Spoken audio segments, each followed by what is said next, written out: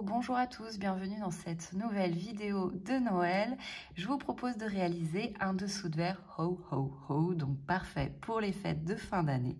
C'est l'occasion pour moi d'aborder le sujet des changements de couleur au crochet et les deux méthodes possibles, la méthode Intersia et la méthode tapisserie. Tout d'abord, je vous parle de la méthode Intersia, celle que je n'ai pas utilisée pour ce projet. Donc ça, c'est vraiment une méthode super qui, en fait, le principe du travail, c'est de travailler une seule couleur et l'autre couleur vient en fait derrière l'ouvrage et file derrière l'ouvrage. Donc après, quand vous regardez sur le dos de l'ouvrage d'une méthode Intersia, vous allez voir voilà, des fils un petit peu prendre... sur l'arrière et ne pas être pris dans vos mailles. L'avantage quand même de cette technique, c'est qu'on ne voit pas la couleur qui n'est pas travaillée dans les mailles, elle est vraiment sur l'arrière et elle utilise beaucoup moins de fils que l'autre méthode. Donc moi je suis partie sur la méthode tapisserie. Donc c'est une méthode qui va utiliser plus de fils, donc un petit peu à prévoir sur ce projet-là. Cette méthode, en fait, elle vient englober le fil qui n'est pas travaillé dans la maille. Et donc, l'inconvénient, il y en a un, c'est que cette méthode, elle va faire qu'on va voir le fil, en fait. Donc, c'est peut-être pas l'idéal. Mais l'avantage quand même de cette méthode pour un dessous de verre, c'est que du coup c'est plus épais puisque tout le fil non travaillé est à chaque fois intégré, donc ça permet voilà, un ouvrage plus épais, donc vraiment pas mal pour un dessous de verre. Donc moi je suis partie sur la méthode donc tapisserie et pour éviter qu'on voit le changement, le fil non travaillé à l'intérieur des mailles, j'ai choisi un point West Coast, donc ce point-là permet en fait qu'on voit moins le fil non travaillé. Donc ce projet-là, je suis partie donc sur la méthode tapisserie et sur le point West Coast. Et ce point se travaille en rangs, mais pas des rangs en aller-retour, ce sont bien des rangs sur lesquels on va recommencer à chaque fois du même côté. Donc c'est un petit peu une technique qu'on n'avait jamais abordée ici, donc j'espère que ça vous plaira et c'est ce qui permet de créer les jolies franges. Voilà, donc déjà si cette idée vous plaît, n'hésitez pas déjà à liker, à commenter, à vous abonner. Je vous donne également des petites astuces pour réaliser ce projet. Première astuce, regardez bien la jauge du fil que vous allez utiliser et si voilà, ça correspond à votre tension sur le crochet. Si vous hésitez entre deux crochets, deux tailles de crochet, prenez la taille au-dessus. En effet, ce projet-là, avec ce point West Coast, il nécessite d'être travaillé très souplement, sinon très vite, vous vous retrouvez un petit peu coincé à réaliser vos mailles. Donc, je vous conseille peut-être un crochet avec une demi-taille au-dessus. Ma deuxième astuce, c'est de travailler très souplement. Et troisièmement, d'être régulier sur la tension sur votre crochet, sinon vous avez un ouvrage déformé. Si vous ne le sentez pas de réaliser ce point West Coast, je vous propose une alternative. Tout simplement, vous allez appliquer la méthode tapisserie avec la méthode en rang en commençant du même côté. Mais au lieu du point West Coast, vous travaillez simplement une maille serrée classique dans le brin arrière. Donc voilà l'alternative, maille serrée dans le brin arrière. Ce que je vous propose, sinon cette vidéo va être très longue, c'est de vous montrer en fait comment réaliser les premiers rangs pour voir comment faire le point, les changements de couleur, puis de vous référer au diagramme que je mets à votre disposition sur Pinterest dans la rubrique Inspiration. Et on se retrouve à ce moment-là à la fin pour voir les petits détails à réaliser sur notre dessous de verre. Alors, pour le matériel, vous aurez besoin de fil de coton. J'utilise ici le fil de coton de chez Hobby, le Rainbow 88. Je vais utiliser une couleur vert sapin, une couleur beige. Je vais prendre mon crochet numéro 4 et une paire de ciseaux. Alors, on commence avec la couleur verte. On fait un nœud sur notre crochet et on va monter une chaînette de départ de 22 mailles en l'air. Ne serrez pas trop la chaînette de départ. Hein. Essayez de faire quelque chose d'assez souple pour ne pas avoir un ouvrage déformé par la suite quand vous allez travailler donc vos mailles serrées. Donc on commence par le rang numéro 1. On va travailler à partir de la deuxième maille en partant du crochet et on va travailler sur l'arrière de la chaînette. Donc là, vous avez l'avant de la chaînette. On pivote et on va travailler dans la petite boucle, le troisième brin qui se situe sur l'arrière. Donc, dans le deuxième brin, en partant du crochet, vous réalisez donc une maille serrée et vous réalisez une maille serrée dans tous les autres mailles suivantes. Donc, on travaille dans cette petite boucle, hop, sur l'arrière, en maille serrée, et vous réalisez donc pour le rang numéro 1, 21 mailles serrées. À la fin du rang numéro 1, vous venez couper une petite longueur de fil ici et vous tirez le fil à travers la dernière maille et vous laissez comme ça. On va reformer de nouveau un nœud sur notre crochet. Et on laisse, alors le nœud, vous allez laisser une bonne longueur, voilà. Un peu comme tout à l'heure, j'avais laissé, vous laissez voilà une longueur de fil ici, à chaque fois. Donc vous avez le nœud sur le crochet, une petite longueur de fil ici, et on va pouvoir passer au rang numéro 2. Donc, le rang numéro 2, on va venir piquer, en fait c'est le point, le waist coast. On va venir piquer dans le V de la maille serrée du rang précédent. On ne pique pas en fait dans les deux brins au-dessus ici. On ne pique pas à ce niveau-là. On va venir piquer entre le V ici de la maille, entre les deux brins que vous voyez sur l'avant de la maille. Donc c'est un petit coup à prendre pour la voir, notamment avec la couleur foncée. Hop. Et vous faites votre maille serrée.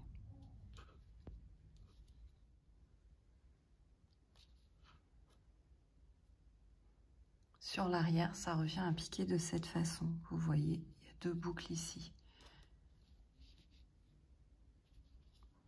Et sur l'avant, on voit les deux V ici. Hop. Enfin, le V, pardon, ici, les deux brins ici.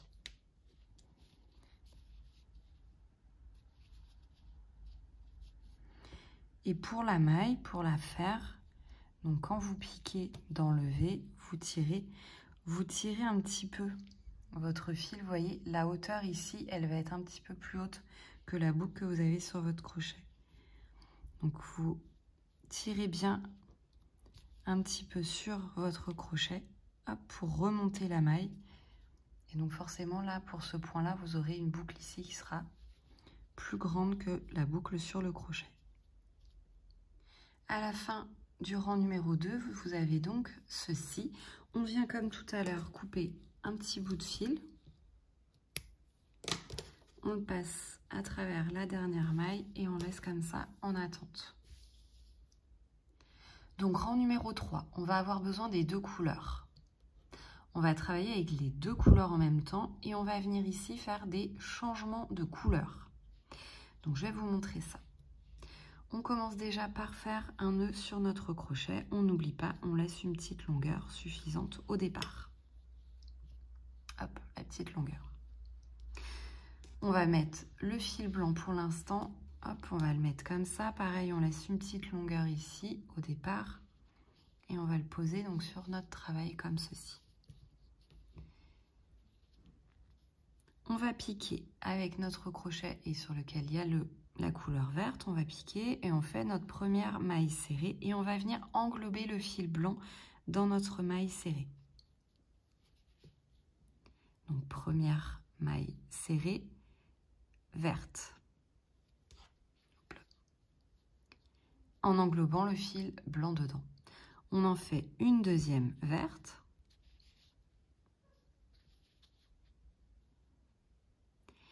Et dans la troisième, on va venir réaliser le changement de couleur. Donc, on pique dans la maille.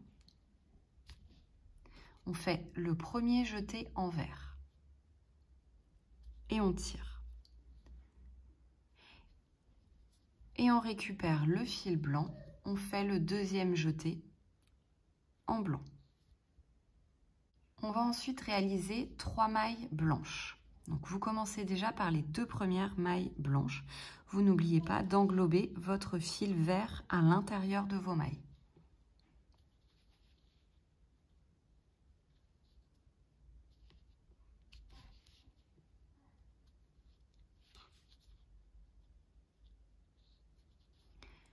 Vous avez fait vos 2 mailles blanches. Dans la 3e, on va venir faire le changement de couleur.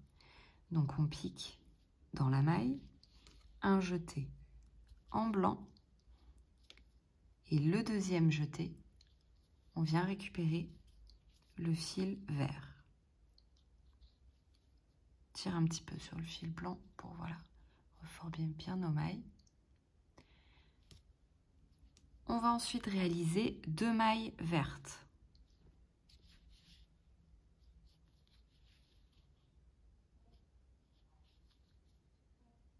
Et donc dans la 2e maille, je viens réaliser mon changement de couleur.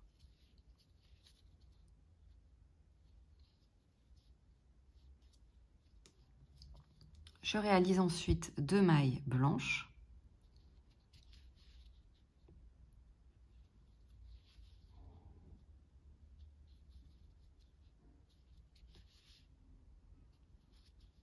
Et je fais le changement de couleur dans la 2e maille blanche. Je fais une maille verte. Donc là, il va falloir directement faire le changement de couleur. Donc je pique, je récupère le vert et immédiatement, je mets du blanc sur mon crochet.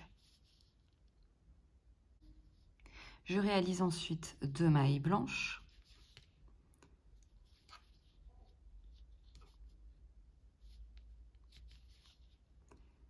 Hop, changement de couleur dans la 2e. Donc vous avez ceci, donc 3 mailles vertes, 3 mailles blanches, 2 vertes, 2 blanches, une verte, 2 blanches. Et normalement, il vous reste 8 mailles dans lesquelles vous allez travailler.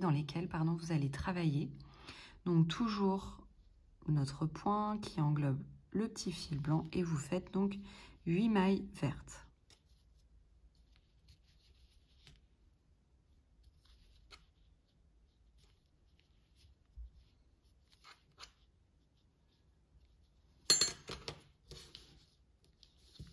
Donc fin du rang numéro 3, ça vous donne ceci. Donc comme tout à l'heure, on vient couper un petit peu là, une petite longueur de fil au bout. On tire dans la dernière maille. Et là, vous pouvez commencer, si vous le souhaitez, et si c'est plus facile pour vous, à nouer voilà, les petits fils. Mais sinon, vous les laissez hop, comme ça. Mais si vous avez du mal à travailler au rang suivant, vous venez nouer les fils. Hein. Mais normalement, c'est pas trop mal comme ça. On va pouvoir passer au rang numéro 4. Donc là, au niveau du fil blanc, pareil, vous le coupez. Je ne vous ai pas précisé, pardon, mais hop, vous le coupez. Donc vous avez ça et ça. Rang numéro 4, on a toujours besoin des 2 couleurs ici. On commence comme au rang numéro 3 par la couleur verte. On fait un nœud en laissant une petite longueur au départ. On prend le fil blanc et comme tout à l'heure, vous laissez une petite longueur ici sur le côté à droite et il va être intégré dans le travail. On va commencer par 2 mailles vertes et pour piquer, vous voyez le petit fil blanc, là on le voit un petit peu à l'intérieur.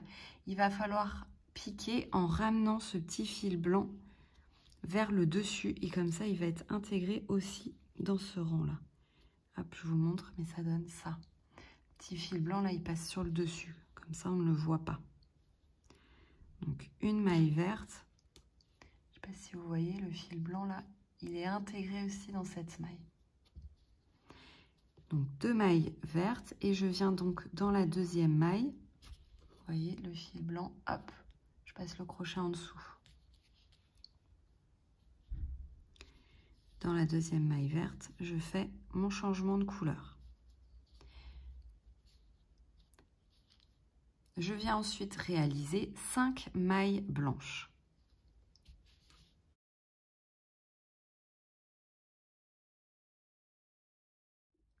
Dans la 5e maille blanche, je fais le changement de couleur. Je viens ensuite réaliser une maille verte dans laquelle je fais le changement de couleur. Puis je réalise 2 mailles blanches.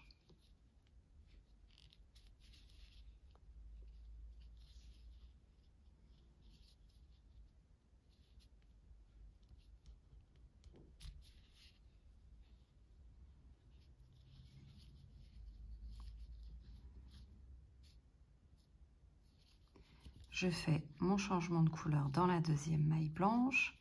Je fais une maille verte dans laquelle je fais hop, le changement de couleur. Puis 2 mailles blanches.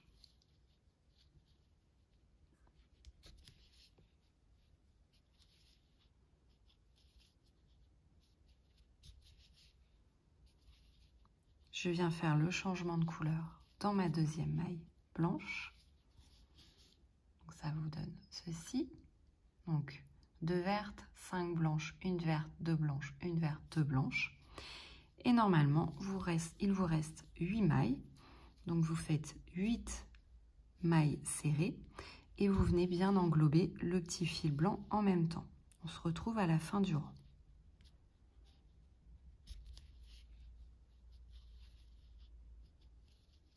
Donc fin du rang numéro 4, vous venez comme tout à l'heure couper le fil vert et le fil beige. Passez le fil vert dans la dernière maille. Et voilà pour le rang numéro 4. Donc là, je pense que là, vous avez un petit peu compris comment faire le point. Et vous avez vu pour les changements de couleur. Et on va pouvoir passer aux 2 derniers rangs. Donc les 2 derniers rangs, ce sont des rangs verts. Donc vous allez à chaque fois les commencer. Donc comme on a pu le faire précédemment, ces 2 rangs-là, vous les commencez donc avec voilà, la petite frange qui arrive ici. Vous faites le rang 20 et vous repartez le rang 21. On se retrouve à la fin du 21. Donc le dernier rang est terminé, ça vous donne ceci. Vous n'avez plus qu'à couper donc sur le côté là les petites franges et que ça soit, donc là j'ai déjà fait un côté, hop, je vais rabattre comme ça et faire la même taille de l'autre.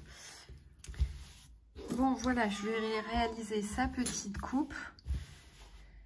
Alors je sais pas ce que vous en pensez du résultat, mais moi personnellement j'adore. Bon bah sauf ma petite erreur là, mais bon ça peut arriver, mais bon je pense qu'on voit quand même que c'est écrit ho ho ho. Donc j'espère que ce projet vous a plu. Je ne sais pas ce que vous avez pensé du point, mais moi j'ai trouvé que c'était un petit peu dur à travailler donc avec le coton, mais le rendu franchement moi j'adore. Voilà cet aspect tricot. Sur l'arrière du travail, donc avec la méthode utilisée, eh bien on n'a pas de fil qui navigue, tout est bien intégré dans le projet, donc je trouve ça plutôt sympa.